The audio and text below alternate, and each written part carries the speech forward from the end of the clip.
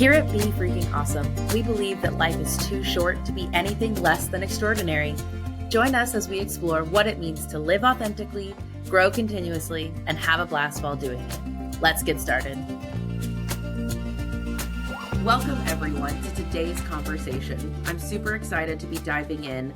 We are going to be talking about an important part of the process of achieving any of our goals, of looking forward and seeing what it is that we want to accomplish. And there are times when, every time we go after a goal, obstacles pop up. Something comes up that stands in the way of us achieving what it is that we want to. Today, we're going to be talking about what we could do to nestle in and to keep pushing forward, because unfortunately, obstacles are a reality of our life. And how do we stop resisting the fact and the existence of obstacles and let us slide through those moments so that we can continue to go forward? Angela, you have a lot of thoughts about this idea of resisting that obstacle that pops up. Why don't you dive in, tell us how this is showing up for you in some of your coaching practice and even just in your own life. Yeah. So my favorite quick story is that I had a very well-established bank loan officer, and he says to me, Angela, every time I go to present to loan committee, that is like 15 of his friends that he hangs out with, I feel my stomach churning and like I get sweaty and I get hot and it's awful. And I go, or no, he goes, and then my body, like, it's just, oh, and he didn't say it's awful. I said, so is that bad? What do you mean is that bad? Of course it's bad. It's awful. It's terrible. And I was like, why? Well, because it like, didn't you just hear me? I'm like, yeah, I did hear you. I'm like, sounds like your body's getting ready to do something really important. He's like, what? I'm like, what if that's just the way your body reacts? And you just go, okay, my stomach is churning. And he was not having it. I did not convince him. And what I would say, how I would identify that is he was resisting the feeling. And so he would do everything he could to avoid having to present to loan committee. And he did ultimately join our Toastmasters group so he could get practice and all of those things. And we could teach him skill sets. And there is skill sets you can do. But he never did. Believe me, that it's his resistance that is making it worse, not the initial sensations. Just so you know, every time you tap the desk, I hear it. It's like you keep tapping for emphasis, but I don't realize I do how often I do that. Thank you. Anyway, it was like I just like, please don't do it the rest of the episode, so I got to say something now. So I think that's really interesting and also a little bit hilarious that your opening story is somebody not believing you that their problem is resistance. And that just shows how much better of a coach I am now. That's true. Well, but I think that there are a lot of times that a lot of things come up for us. It's not always that you have this bodily sensation of your public speaking nerves and butterflies that might come up. Sometimes there is quite, I was going to say legitimate, but legitimate's not the right word. There's quite tangible fears that are really, really big in front of us. And like, it's terrifying to face. And, sure. And it's a lot. And it can be like, what do you mean? What if I fail? Or the less common to talk about, but still probably more common that we're experiencing, what if I succeed? Sure. What's going to change me? And I don't know if I can handle all of those things. And instead of exploring what does that look like and how can I face that, we resist and we put up a fight. We say, no, I'm not even going to go there. Frankly, let's go back to Joseph Campbell's hero's journey. We're not willing to enter the cave. The quote, sure. One of the quotes I really love is the cave you are most afraid to enter contains what you seek. Yes. I butchered the quote, but that is the thing, that if you resist entering the cave, if you don't know Joseph Campbell's hero's journey, then go check out one of our other episodes. We'll link in the show notes where we talk really in depth or about it. Read Traveling Light. or read Traveling Light. There's lots of resources on it, but the concept that that obstacle, you have to go through it. You can't just avoid it, run away from it, resist it. I mean, you can. It's not that you can't do those things. You can do those things. Oh, sure. I You do. you may not get to the other side, to what you're actually trying to achieve. And I get all of that. And I have scads of stories. I mean, good Lord. You know why I'm a homeless advocate is because promoting my book, Be Freaking Awesome, sent me into panic attacks. So to stop the panic attacks, I went and did something different. I mean, I'm the queen of like avoiding and running away. But when you get down to the actual essence of what we are afraid of, I would, I don't know what the percentage is. 87% of stats are made up. So I'm going to go ahead and make it. We'll call it the 80-20 rule, though. I would bet at least 80% of the time, what we are actually afraid of is how it is going to feel, right? Like if you go and somebody rejects you, I get all of the things about rejection, right? Like Jack Canfield says, there's no such thing as rejection. You ask somebody out on a date and you didn't have a date before, you don't have a date now. The only thing that changes is what you do in your head. I know a lot more about belonging and I know a lot more about like psychological safety, that's oversimplistic. But what is happening a good portion of the time is that we are actually, it's what is going to happen in our body when we explore that and when we go into that. And so like when in my coaching practice, we go through the 7 core beliefs as we talked about a few weeks ago. And when we get to the point where we've explored the sensation and we ask the sensation, what exactly do you have? What message do you have? And it's like, oh, well, it's true. You're not enough. And I'm like, okay, so what if that is true? And people look at me like I've lost my mind. Now, I think probably I just have developed a lot of trust with them. In my current stage of coaching, they have paid a lot of money to trust me. And so there is an element where they're like, no, I can't explore that. I can't explore that maybe I'm not enough. Like, yeah, you do. What happens? Let's notice the sensations in our body when we say, maybe it's true. Maybe I'm not enough. And what you'll find is that the only thing that happens when you explore the idea of maybe you're not enough is these feelings in your body. And then you're like, okay, so what? Maybe you're not enough, but maybe you are enough. I'm not proposing that you allow the soundtrack of I'm not enough, I'm not enough, I'm not enough, I'm not enough, I'm not enough to keep going, because that's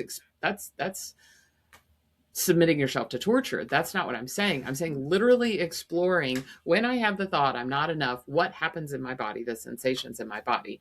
And I think what we do is we run away instead of just like just relaxing into it and allowing ourselves to explore it. Now, what I tell my clients is that I want to activate you in this coaching situation because I don't want you to be activated when you get on the stage. Like, let's go ahead and explore it here. I'm not saying explore it when you're in the middle of a big presentation.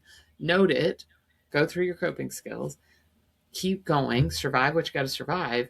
But then the more that we resist and the more that we're unwilling to just get quiet and go, what is that? And so many times the root, and this is a whole different podcast episode, but so often the root is like a message that we got at some point that we believed was true, right? So that was my dad was like, you're never going to amount to anything. Or my second grade teacher said something not even that mean, that just my little kid brain translated into, oh, I must not be enough. We didn't get invited to sleepover. Oh, I must not be enough.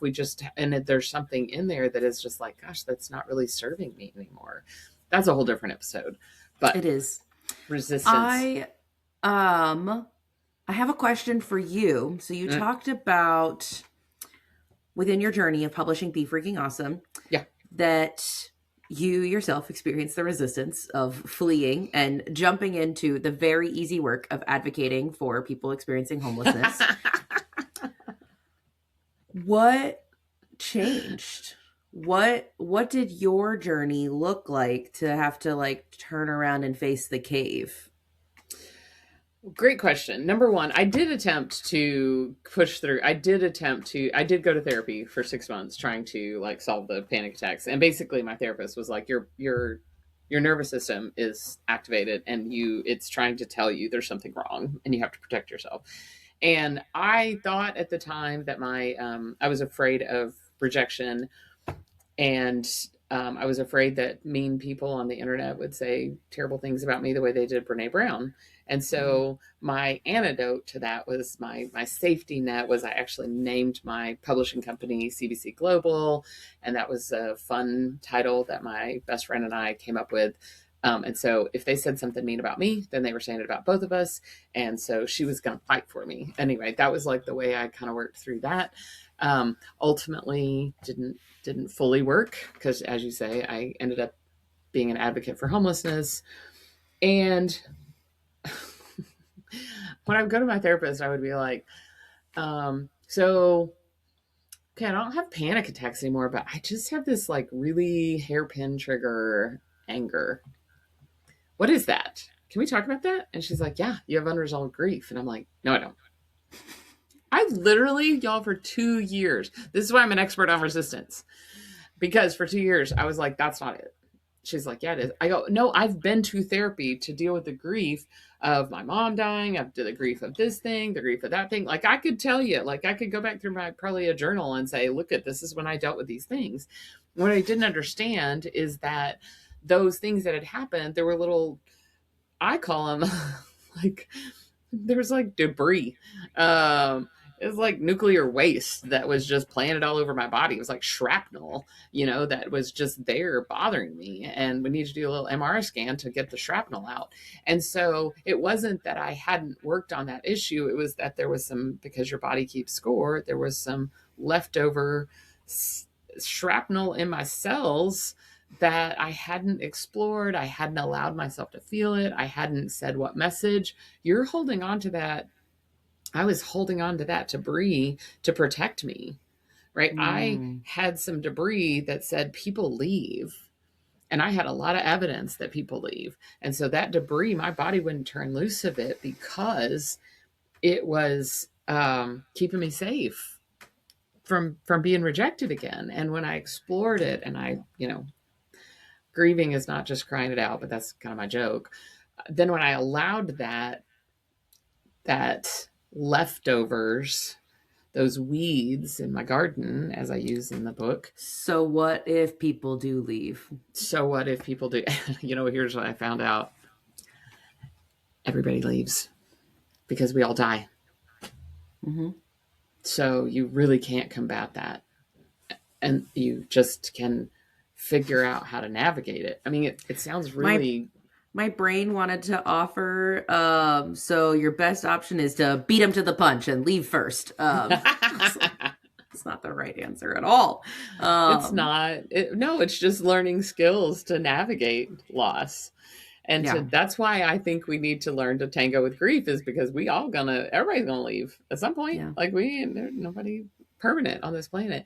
And Yeah. so I I had to also really dig in on my grief I journey. like the gardening metaphor more than the shrapnel. My own self, it just feels a little softer, a little gentler. I think about it for my own self.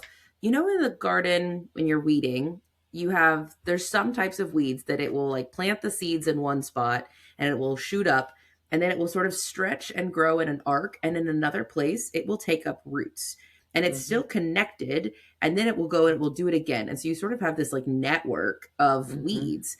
And sometimes you can pull up the main big weed, but that doesn't mean that all of the roots of all of those other little weeds got pulled up. Sometimes you're able to do that work and you like really get that big yank out of the garden, and it like and it gets like 9 other ones at once, and that's really fun. But then it'll like get 9 of them and it'll kind of snap on that, and you didn't realize there was a 10, 11, 12 like Right. hiding behind a bush. And so I don't know. I like that weeding metaphor. I do work. I don't know if we've ever talked about this in the podcast before. I'm in the process of getting certified for Splankna, which is a Christian energy healing modality. You can go look it up later, but resistance is actually a really big part of the process, and understanding that, like, we're actually instructed, if you don't have resistance coming up, you're not in the right place. And Mm. you have not actually hit the root of the issue, because your somebody's nervous system, if you're getting close, the closer you get, the more resistance that's going to come up. And so sometimes people, I'll be working with them, they'll be like, golly, why do I have so much that's like resistance? And it feels like these red herrings that we have to keep digging past. And I get to reassure them, oh my gosh, we have so much resistance. That means we're close. Like we are right there. But if there's no resistance, it probably doesn't feel unsafe for your body. And it may not actually be sort of like the core part of the issue that we're unpacking. And so it's interesting, the lesson from that training, to say resistance actually is our indicator that we are getting Mm. close. And if we aren't having any, it's not a big enough thing. I know it's not a That big enough thing. It's not the right word, but that's funny too, because there's some business wisdom that says if you are pushing toward a goal and you get to the point where you're confused about mhm. the next step, and you just feel so that they're like, oh, the answer's on the other side of the confusion, like push on Mhm. through. And it's similar thing, it's like that resistance right before the darkest before the dawn.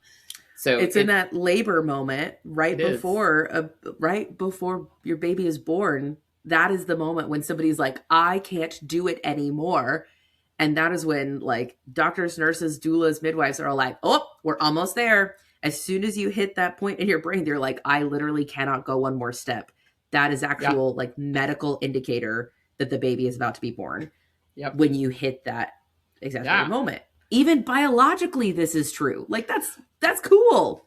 It is cool. And that's the thing, is that we think resistance is bad. We think these sensations are bad. We think all of this is bad, and it's not. Mhm. It's when we just stay in it that it becomes problematic for us. When I was a health coach, we used to say a lot, what you resist persists. And Mm. so just constantly being aware. Um, anyway. Yeah. I shared this story a couple of weeks ago, and it's just so poignant that I'm going to share it again. So thanks everybody for getting to hear a story twice, or hear it fresh if this is your first episode. We went on a canoe trip with my school, and mom was there, all of the things. Near the end of the trip, we were supposed to pull our canoes out at this little, like, I don't know, concrete barrier. And one of the canoes slipped past, and we were trying to help catch the canoe. We got pushed over the rapids. Well, and I didn't get pushed over the rapids. I grabbed onto the edge of this concrete barrier, and I am holding onto the edge while the water is rushing around the corner. And I am like, oh my gosh, like, I can't breathe. I'm going to die. I'm being drowned. And a classmate is standing above me, and he's like, Sammy, let go. Sammy, let go. And I was like, no, no, no, I can't let go. I'm going to drown. And at some point, he kind of exasperated, let go. And I eventually, like, start to slide my hand. I'm like, I can't just keep sitting here. I got to do something. And I slide my hand a few inches along the concrete barrier to realize I'm standing in 1.5 feet of water, and me holding on, me resisting letting go, is the thing that was drowning me. Like, I would have been totally fine if I had just gone in the waves and the rapids. Not only did everybody else who went down the rapids that first time that I avoided, that was kind of scary, and then it became like a fun activity. Like, let's just keep going down the rapids. That was a fun time. And I was like, I will not. And then I nearly hurt myself pretty seriously because I was Yeah. so afraid to just let go. And I think it's such a good metaphor. It's worth telling the story a second time, because sometimes we are the ones holding ourselves back. And everyone around us is just sitting there like, come on, come on, just let go. Like, you got it. You could do it. Just, like, slide into the feeling. So if you don't have somebody in your life that's doing that for you, listen to me and Angela. We are here telling you, like, you're going to be okay. You're going to be safe.